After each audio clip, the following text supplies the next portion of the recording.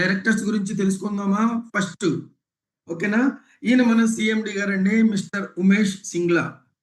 ఇతనికి ఒక 20 సంవత్సరాల ఎక్స్పీరియన్స్ ఉందండి మేనేజ్మెంట్లో, ఆ తర్వాత మానిటరీ మెయింటెనెన్స్లో, మైక్రో మేనేజ్మెంట్లో, ఆ తర్వాత కంపెనీని నడపడంలో, కంపెనీని ఆడిటింగ్ చేయడంలో, ఓకేనా, కంపెనీకి సలహాలు ఇవ్వడంలో, ఆ తర్వాత ఆడిటింగ్ దీంట్లో చాలా 20 సంవత్సరాలు పని చేయడం వల్ల చిన్న స్థాయి నుంచి పైకి ఎదిగినటువంటి ఒక కష్టజీవండి ఇతను.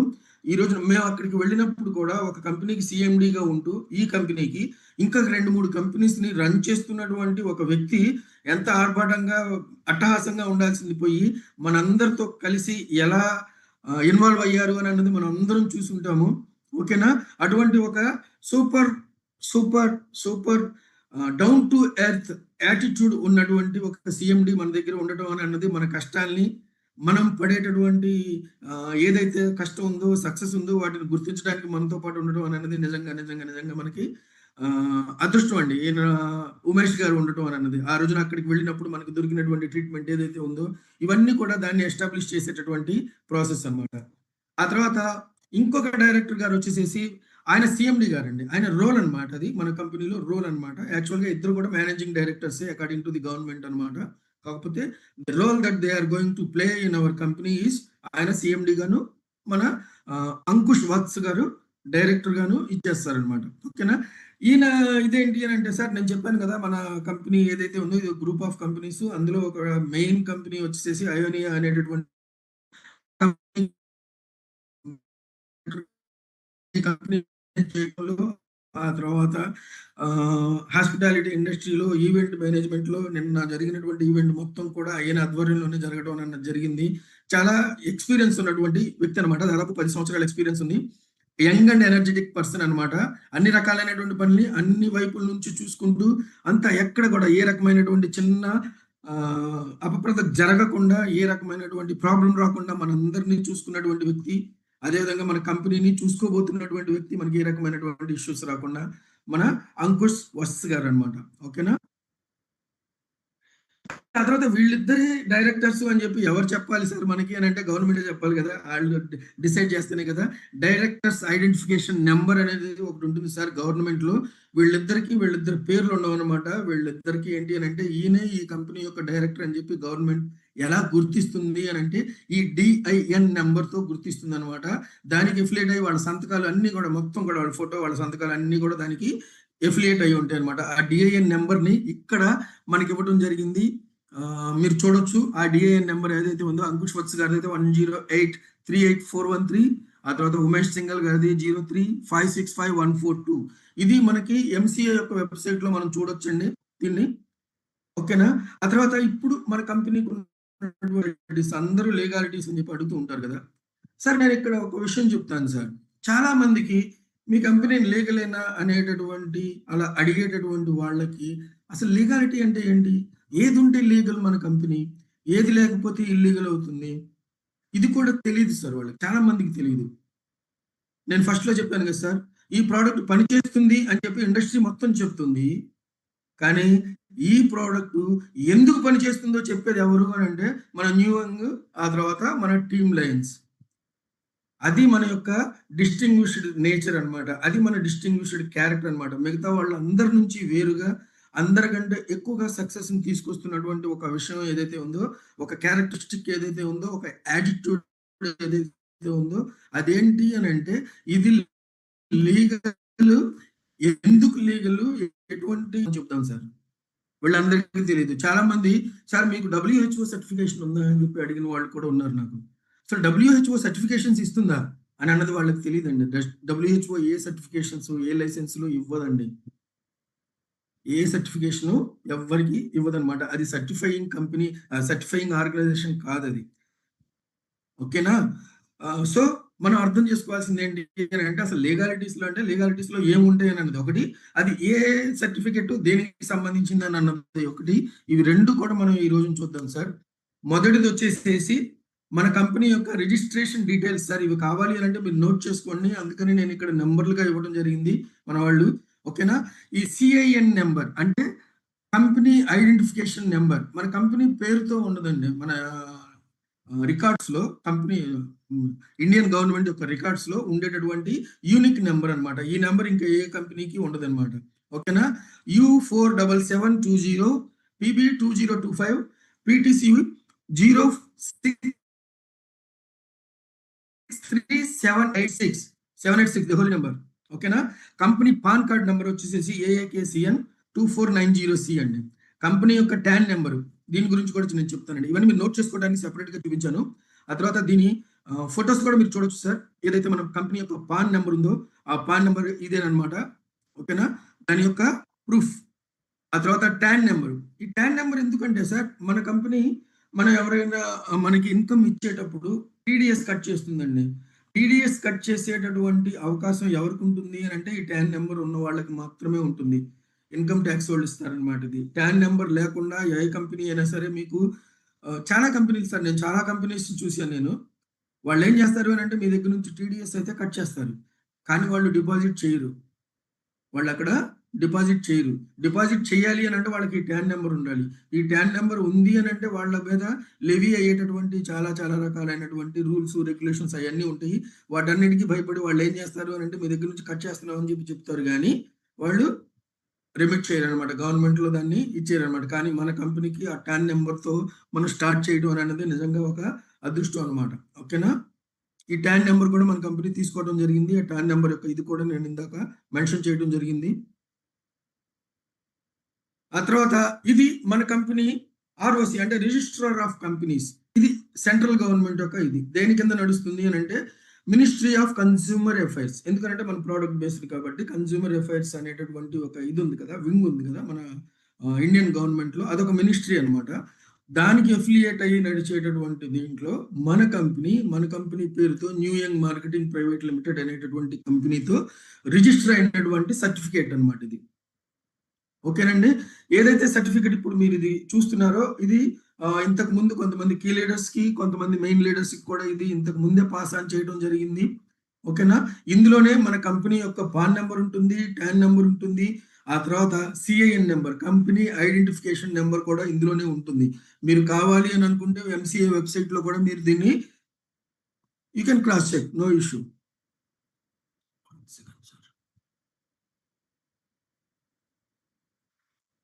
ఓకేనా సార్? ఇది మన కంపెనీ యొక్క రిజిస్ట్రేషన్ యొక్క సర్టిఫికేట్ అనమాట.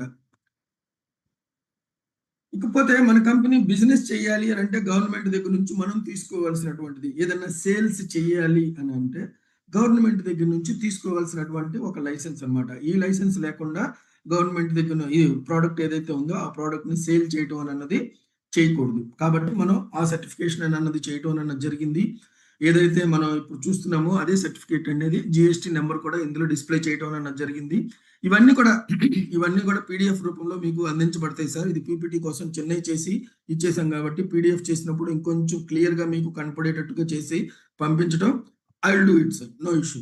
ఓకేనా?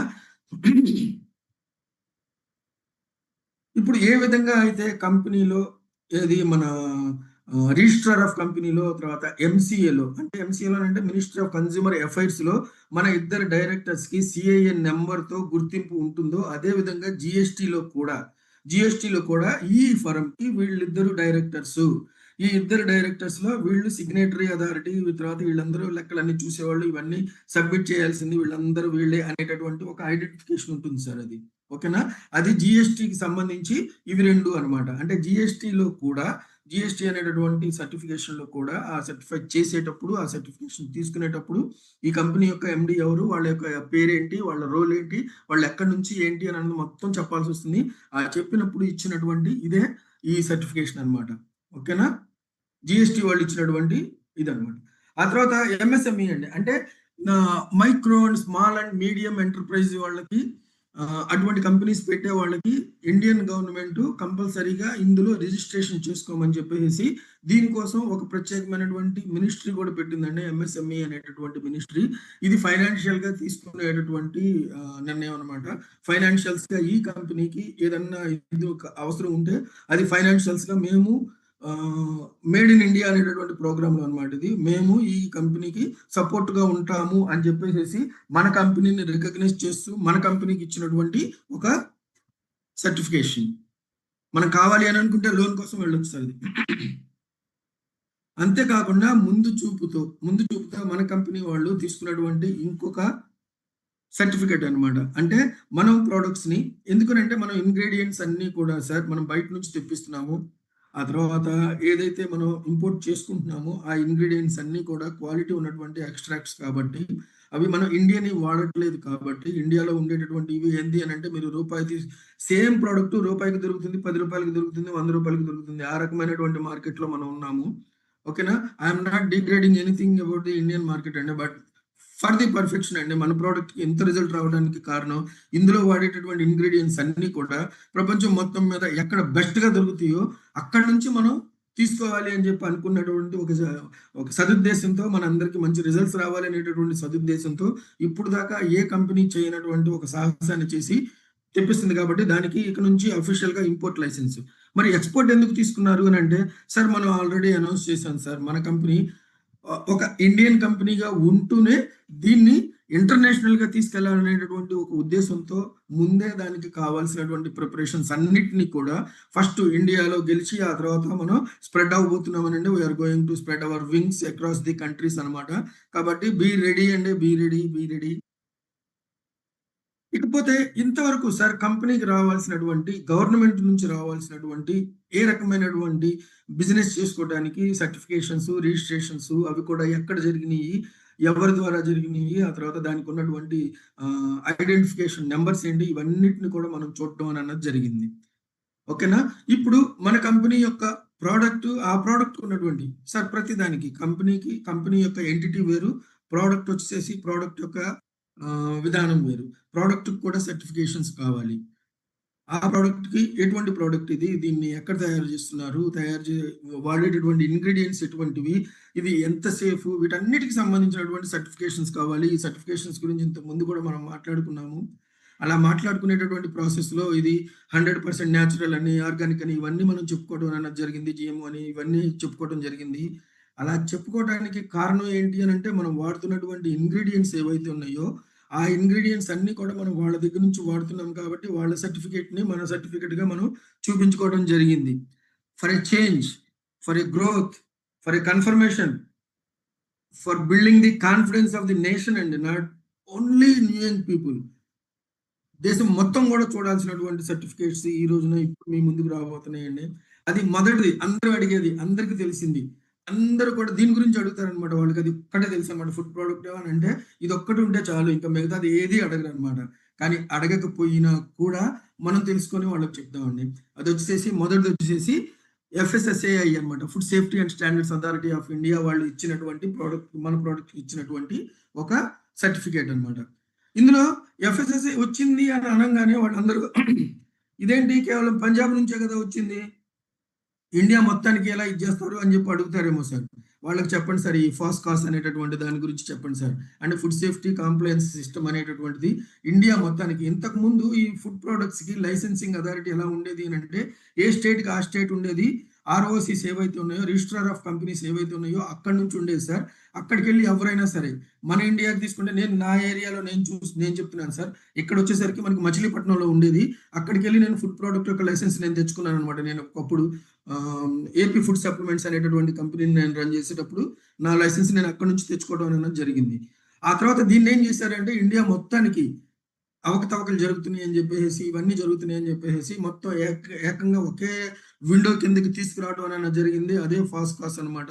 ఈ ద్వారా అనమాట ఇండియాలో ఏ స్టేట్‌లో తీసుకున్నా కూడా ఈ ఇష్యూయింగ్ అథారిటీ వచ్చేసేసి మన అంటే ఇండియన్ గవర్నమెంటే. మొత్తం టోటల్‌గా చూసేది ఇండియన్ గవర్నమెంటే. సెంట్రల్ గవర్నమెంటే. It is not the state government అన్నమాట. సెంట్రల్ గవర్నమెంటే. కానీ స్టేట్ గవర్నమెంట్ ఏదైతే ఉందో అది ఇన్‌స్ట్రుమెంటల్ అన్నమాట. మనం అక్కడ ఉన్నాం కాబట్టి, ఎక్కడైతే ఉన్నామో అక్కడ చేయాల్సినటువంటి చెకింగ్స్ అన్నీ చేయాల్సింది వాళ్ళు కాబట్టి, వాళ్ళు దీన్ని ఇష్యూ చేస్తారన్నమాట. అప్రూవ్ చేసేది మాత్రం ఫాస్కాస్ వాళ్ళు. ఇది కూడా మీరు చెప్పడానికి రెడీగా ఉండండి సార్. ఓకేనా? ఎఫ్ఎస్ఎస్ఏ లైసెన్స్ ఉంది అని అంటే ఒక ఫుడ్ ప్రొడక్ట్‌ని మనం ఏ రకమైనటువంటి హెసిటేషన్ లేకుండా మన ఇండియన్ మార్కెట్‌లో ప్రమోట్ చేసుకోవచ్చు. ఆ లైసెన్స్ మనకొచ్చేసింది. Now you can show it to all the people అన్నమాట. ఓకేనా? ఆ తర్వాత ఐఎస్ఓ సర్టిఫికేషన్స్ అండి. ఇక్కడ నేను ఒక చిన్న విషయం చెప్తాను సార్ మీకు. దీని యొక్క బ్యాక్‌గ్రౌండ్ చెప్తాను. సార్ ప్రపంచంలో ఈ ఐఎస్ఓ సర్టిఫికేషన్స్ మీకు ఇప్పించే వాళ్ళు చాలా మంది ఉన్నారు సార్. చాలా మంది ఉన్నారు. మీకు ఫేస్‌బుక్‌లో కూడా ఒక్కొక్కసారి నాకు కూడా వచ్చింది సార్. ఒకతను నెల్లూరులో ఉంటాడనమాట. అతను నాకు ఫోన్ కూడా చేసాడనమాట. సార్ మీ కంపెనీకి ఏదైనా ఐఎస్ఓ సర్టిఫికేషన్ కావాలంటే నేను ఇప్పిస్తాను. జస్ట్ 2500 సార్ అని అంటాడు. ఏమవుతుంది? ఎలా అవుతుంది అని అంటే అవన్నీ కూడా మాల్ ప్రాక్టీసెస్ వాటి గురించి కాదు సార్. చాలా మంది కొంతమంది ఏం చెప్తారు అని అంటే ఐఎస్ఓ సర్టిఫికేటా ఇది ఎవరికన్నా వస్తుంది అని చెప్తారు. నిజంగానే ఎవరికన్నా వస్తుంది. కానీ ఈ ఐఎస్ఓ సర్టిఫికేషన్ ఇప్పించేటటువంటి కొన్ని మేనేజర్స్ ఉంటారు సార్. ఇది సర్టిఫికేట్ ఇచ్చేవాళ్ళు వచ్చేసేసి మన దగ్గర మనం డైరెక్ట్‌గా అప్లై చేసుకునేటటువంటి ఛాన్స్ ఉండదు. ఓకేనా? మనం ఒక కోర్ట్‌లో మన కేస్‌ని రిప్రజెంట్ చేయాలి అని అంటే మనం డైరెక్ట్‌గా వెళ్ళలేమండి. మధ్యలో ఒక లాయర్ ఉండాలి. కదా! అదే విధంగా ఈ సర్టిఫికేషన్స్ మనం తీసుకోవాలి అని అంటే మనకి మధ్యలో ఒక అథారిటీ ఉండాలి. అది సర్టిఫైడ్ అథారిటీ అవ్వాలి. అంటే అప్రూవ్డ్ అథారిటీ ఉండాలి. ఆ అథారిటీ యొక్క దీని మీద ఆధారపడి ఆ క్వాలిటీ ఉంటుందన్నమాట. ఆ సర్టిఫికేషన్ యొక్క క్వాలిటీ ఉంటుంది. కాకపోతే మనం ఐఎస్ఓ సర్టిఫికేషన్ తీసుకున్నటువంటి ఇది వచ్చేసేసి ఐఎన్ఏ ఐఎన్సిటిఎన్ అండి. ఇంటర్నేషనల్ సర్టిఫికేషన్ అసోసియేషన్ అనేటటువంటి ఒక దీంతో ఇది ఎక్కడుంది అని అంటే యూకేలో సార్. యూకేలో ఉన్నటువంటి ఇదనమాట. వాళ్ళ ద్వారా మనం ఈ సర్టిఫికేట్స్‌ని మనం ప్రొక్యూర్ చేయడం అన్నది జరిగింది. మనం సాధించడం అన్నది జరిగింది.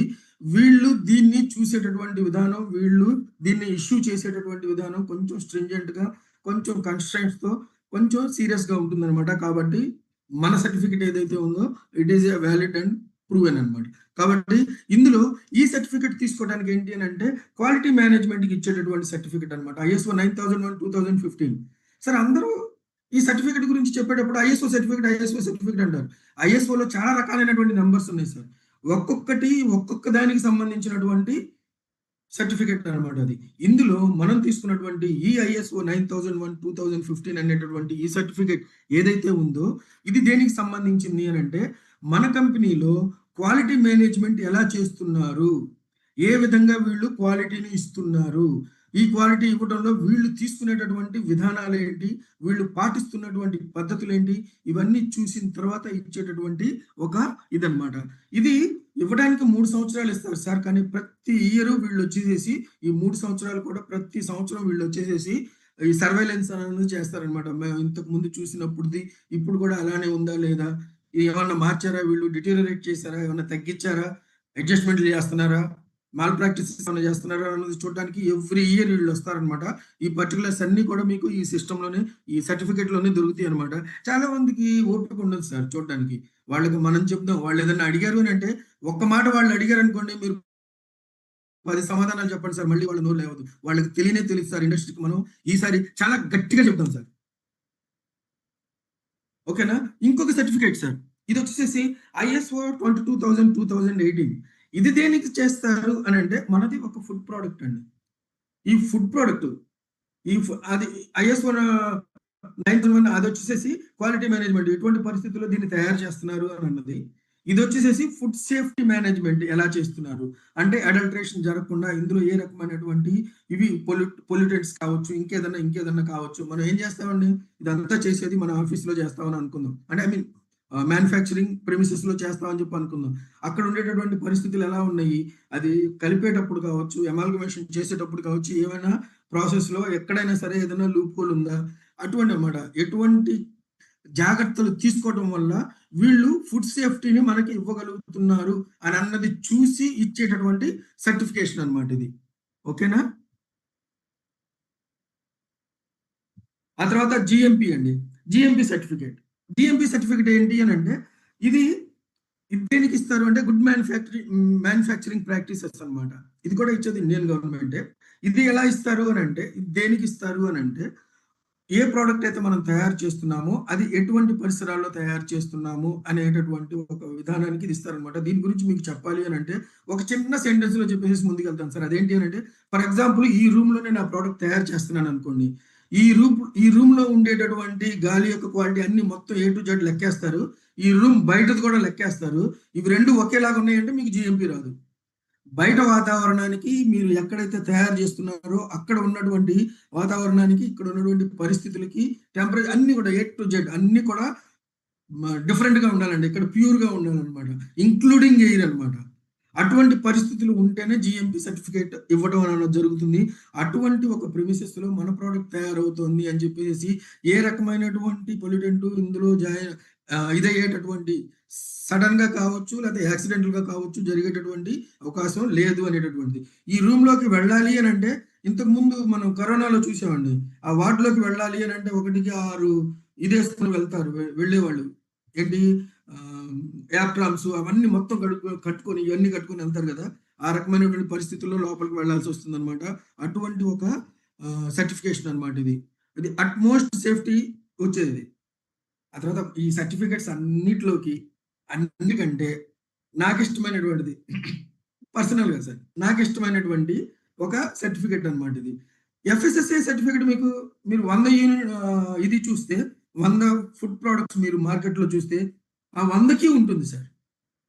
అన్నిటికీ ఉంటుంది. అది లేకుండా మీకు ముందుకు రాదు. అదేంటి ప్రిలిమినరీ అనమాట. చదవాలి అని అంటే ఎల్కేజీలో జాయిన్ అవ్వాలి కదా. ఎల్కేజీలో జాయిన్ అవ్వకుండా ఎవరు 10th క్లాస్కి రారుగా. అది అటువంటి సర్టిఫికేట్ అనమాట. కానీ ఎఫ్ఎస్ఎస్సి సర్టిఫికేట్ 22,000 అనేది ఏదైతే ఉందో అది మీకు అందరికీ ఉండదు. ఓన్లీ వేళ్ల మీద లెక్క పెట్టవచ్చు సార్. వేళ్ల మీద లెక్క పెట్టవచ్చు. అదే మన ఇండస్ట్రీలో అయితే మోస్ట్ ప్రాబబ్లీ ఎవరికి ఉందో కూడా ఎవరు కూడా దాన్ని క్లెయిమ్ చేసినటువంటి ఆధారాలు లేవు, వాళ్ళకు ఉన్నటువంటి ప్రూఫ్లు లేవు అనమాట.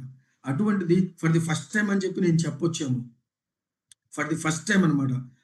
ఈ ఇండస్ట్రీలో ఉన్నటువంటి ఒక కంపెనీ ఈ సర్టిఫికేట్ ని తీసుకునేటటువంటి సాహసం చేయడం అనేది, ఈ సర్టిఫికేట్ పేరు అక్కడ చూడంగానే నాకు ఆశ్చర్యం వేసింది. అరే ఇది కూడా తీసుకున్నారా అనేటటువంటి ఒక ఆశ్చర్యం వేసింది అనమాట. అటువంటిది నాకు చాలా బాగా ఇదైంది అనమాట. ఈ సర్టిఫికేట్ గురించి ఇంకెప్పుడైనా ఇంకా వివరంగా మాట్లాడాలని కూడా మాట్లాడుకుందాం సార్. ఈ ఎఫ్ఎస్ఎస్సి సర్టిఫికేట్ ఏదైతే ఉందో ఇది గ్లోబల్ స్టాండర్డ్స్ కి, ఇంటర్నేషనల్ స్టాండర్డ్స్ కి ఈ ప్రోడక్ట్ మీట్ అయితేనే ఈ సర్టిఫికేషన్ వస్తుంది, లేకపోతే రాదు. ఓకే, ఇప్పుడు దాకా నేను చూపించినటువంటి సర్టిఫికేషన్స్ ఏవైతే ఉన్నాయో ఆ సర్టిఫికేషన్స్ కి మన మేనేజర్ వచ్చేసేసి ఐఎన్సిటి అండి. అది యూకేలో ఉండేటటువంటి కంపెనీ. కానీ ఇది వచ్చేసేసి ఈ కంపెనీ వచ్చేసి యూరోసిస్ సర్టిఫికేషన్ ఇన్కార్పొరేషన్ అండి. ఇది స్విట్జర్లాండ్ కంపెనీ అనమాట. ఈ కంపెనీ ద్వారా మనం ఈ సర్టిఫికేషన్స్ ని ఫాలో అప్ చేసి ఆ తర్వాత వీళ్ళకి కావాల్సినటువంటి పర్టికులర్స్ మనం అందించడం ద్వారా అవన్నీ ఫుల్ఫిల్ చేయడం ద్వారా ఈ సర్టిఫికేషన్స్ మనం తీసుకోవడం అన్నది జరిగింది. This also is beautiful and distribution అనమాట. ఏదో అంటారు కదా, మన దీంట్లో ఒక కలికితురాయి లాంటి సర్టిఫికేట్ అనమాట ఇది. ఈ సర్టిఫికేట్ ఉంది అని అంటే ఎఫ్ఎస్ఎస్ఏ గురించి అదే సార్ 10th క్లాస్ చదివినోడు నేను ఎల్కేజీ చదివాను అని చెప్పి చెప్పుకోడు కదా. అటువంటి సర్టిఫికేట్ అనమాట. కాబట్టి అందరికీ అది కావాలి కాబట్టి అది కూడా మనకు ఉంది. అది ప్రింట్ కావాలి. ఇది ప్రింట్ చేస్తే దీని గురించి వాళ్ళకి తెలియదు, కానీ అది కావాలి కాబట్టి దట్ ఈస్ దేర్. బట్ ఇది ఉండటం అని అన్నది ఒక మన దీంట్లో ఒక మైల్ స్టోన్ అనమాట. మన కంపెనీ యొక్క ఒక మైల్ స్టోన్ అనమాట. ఒక గ్లోబల్ గా ప్రతి కంట్రీలో కూడా చూడండి సార్, మనకి చాలా సార్లు మనం చెప్పుకుంటూ ఉంటాము కొన్ని ప్రోడక్ట్స్ ఇక్కడ బ్యాన్ అయినవి, ఇక్కడ నడుస్తున్నవి ఇంటర్నేషనల్ మార్కెట్ లో బ్యాన్ అయిపోయి ఉంటాయి సార్. ఎందుకు అని అంటే హెల్త్ ఇదేదైతే ఉందో యుఎస్ ఎఫ్డిఏ లాగా, ఇండియన్ ఎఫ్డిఏ లాగా ప్రతి కంట్రీకి ఒక ఎఫ్డిఏ ఉంటుందండి, ఫుడ్ డ్రగ్ అడ్మినిస్ట్రేషన్ అని చెప్పేసి. వాళ్ళు ఏం చేస్తారు అని అంటే ఏ ప్రోడక్ట్ యొక్క సైడ్ ఎఫెక్ట్స్ ఎక్కువ ఉంటాయో వాటన్నిటిని కూడా బ్యాన్ చేస్తూ ఉంటారు. అటువంటి బ్యాన్ చేసినటువంటి ప్రోడక్ట్లు కొన్ని కూడా మనకి ఇక్కడ రన్ అవుతూనే ఉంటాయి సార్. కాబట్టి సేఫ్టీ విషయం దగ్గరికి వచ్చేసరికి దానికి కారణాలు వేరే ఉన్నాయి sir. I'm not going deep in to that subject. ఓకేనా, అది అలా చేయడానికి కారణాలు వేరే ఉంటాయి అనమాట. కానీ ఇక్కడ నేను చెప్పాలనుకున్నది ఏంటంటే ఆ ప్రోడక్ట్ ని మనం ఇంటర్నేషనల్ మార్కెట్ లో మనం అమ్మలేము, ఇక్కడ అమ్ముకోవాల్సింది. కానీ అదే ఈ ప్రోడక్ట్ ఏదైతే ఉందో ఇది ఇంటర్నేషనల్ స్టాండర్డ్స్ కి గ్లోబల్ ఫుడ్ సేఫ్టీ సర్టిఫికేషన్ ఉంది కాబట్టి ఇంటర్నేషనల్ గా మనం దీన్ని పంపించడానికి ఎక్స్పోర్ట్ లైసెన్స్ ఉన్నందువల్ల, ఎఫ్ఎస్ఎస్ఏ ఉన్నందువల్ల మనం ఆ ప్రోడక్ట్ ని బయట కంట్రీస్ కి పంపించలేమండి. But with this certificate we can challenge anybody అండి. సో దిస్ ఈస్ ది దీనికి ఏం పేరు పెట్టాలో తెలియట్లేదు సార్. ఒక పేరు ఆలోచించండి. మన దాంట్లో తలమానికం లాంటి ఒక సర్టిఫికేట్ అనమాట. థ్యాంక్ యూ అండి. ఆ తర్వాత హెచ్ఏసిసిపి, దీని గురించి ఇంతకు ముందు కూడా చెప్పానండి. హెచ్ఏసిసిపి అంటే hazard analysis and critical control point అనమాట. ఇదేంటి అని అంటే మన ప్రోడక్ట్ తీసుకోవటం వల్ల ఎటువంటి హెజార్డ్స్ రావడానికి అవకాశం ఉంది. హెజార్డ్స్ అంటే సైడ్ ఎఫెక్ట్స్.